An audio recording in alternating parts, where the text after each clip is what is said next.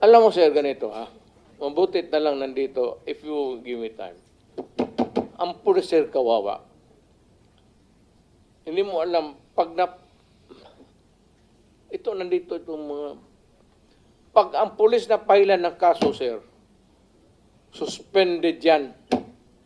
Wala ng pagkain yan sa... The day that the suspension is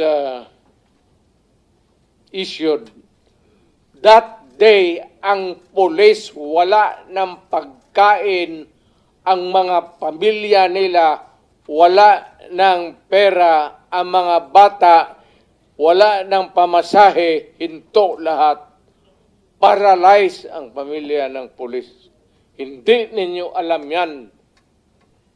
Kaya may kaibigan kayo ng pulis, tanungin ninyo. Yan ang buhay ng pulis. Kaya protektado ko yan sila.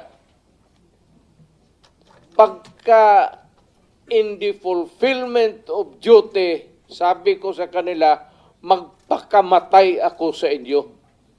Pero pag nag-abuso kayo, nagpatay kayo ng tao, nag-hold up kayo, nag-kidnap kayo, putang ina, ako mismo ang papatay sa inyo. Mr. Chair. Mr. President, kayong Mr. magpahuli. President, okay, ako muna may tanong. Kasi medyo nalito rin po ako. So, ibig niyo sabihin na gusto niyo proteksyonan yung pulis, ayaw niyo silang gamitin sa maipit sila kasi kung masuspend sila, kawawa pamilya niya. Tas nabanggit niyo, may sarili kayo ngayong tinayo na hit squad. Is that what you're trying to tell us? Para hindi po kami nalilito po. I mean, can we be very clear? Hindi naman Salitang ano po ito? Salitang diretso. Opo. Hindi naman death squad.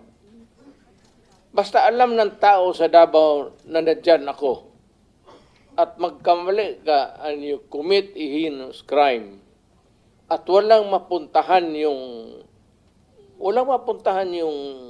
agrabyado, ako yan. And then how do you remedy the situation, Mr. President? Or how did you remedy those situations na nalapitan ka?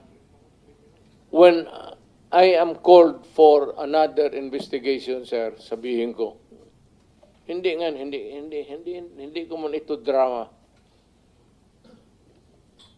Tanungin niyo ako ulit, tapos, well, my experience, 73 years old na ako, sir. So, in a few years, 2-3 years, may sakit na rin ako. Gusto ko iwanan yung lahat para malaman. Thank you, Mr. President. Just one last statement.